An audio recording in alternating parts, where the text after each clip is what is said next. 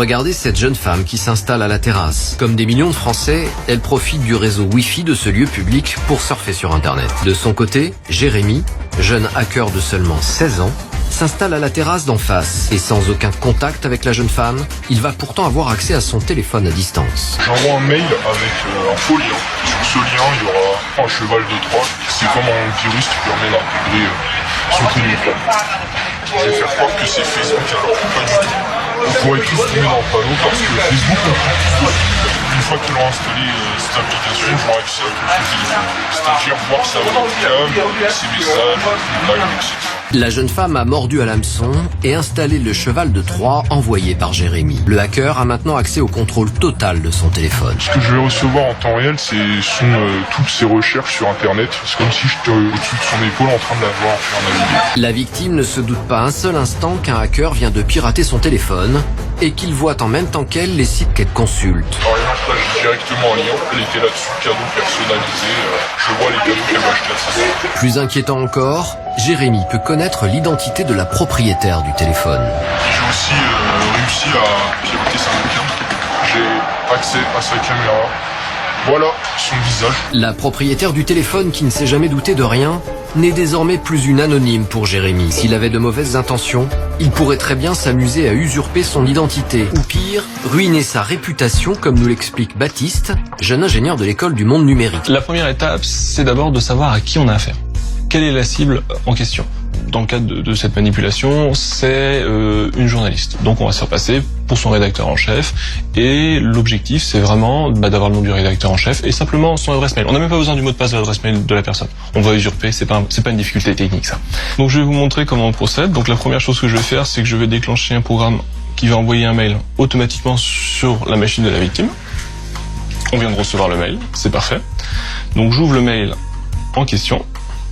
On affiche le mail. Un peu dans l'urgence, un peu mis sous pression par son chef, elle se dit « Ah, faut que je regarde », clac, et clique sur le lien. La personne, quand elle reçoit le mail et qu'elle clique sur le lien, c'est effectivement le vrai site qui est derrière.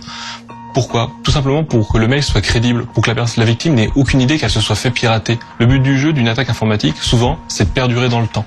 Et généralement aussi, c'est de se reproduire et de se répliquer ailleurs. Se propager.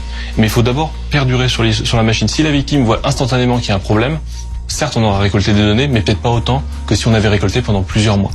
Donc le but du jeu, c'est de rediriger vers la page, en général, originelle du site web en question. Mais au passage, nous au milieu, ce qu'on a fait, c'est qu'on a joué une vulnérabilité, et cette vulnérabilité a installé un programme malveillant au passage. Ce qui, évidemment, n'était pas prévu sur le site du Grand Quotidien en question. Voilà, donc une fois que la personne a cliqué sur le lien, elle est piégée. C'est-à-dire que tout ce qui se passe sur cette machine est automatiquement retransmis sur la mienne. Donc si elle tape un texte,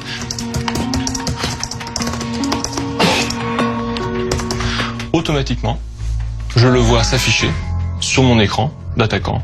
J'ai accès absolument à tout ce que cette dernière écrit, donc en temps réel.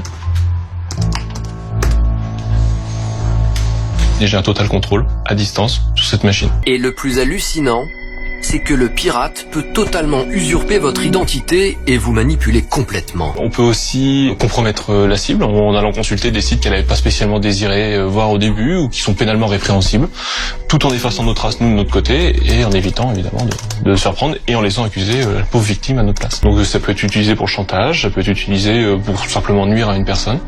Et puis, évidemment, la collecte des données en entreprise, c'est primordial. Vous ciblez le chef de la recherche, vous ciblez le scientifique intéressant, vous ciblez le responsable des relations marketing, vous avez accès à des données, ou même RH, vous avez accès à des données relativement sensibles sur les personnes et sur l'activité de l'entreprise. Et une fois que la manipulation réussit, aucune chance de mettre la main sur ceux qui ont ruiné votre réputation ou votre entreprise. Le but du jeu, c'est d'être le plus discret possible. On est parfaitement invisible. On parle de virus furtif, un peu comme il y a des bateaux furtifs, comme il y a des avions furtifs. Le but du jeu, c'est de ne surtout pas être vu. Tout se fait à distance, tout se fait via les réseaux, c'est des serveurs interposés. C'est très compliqué de remonter jusqu'à l'attaquant réel pour peu que ce soit bien fait.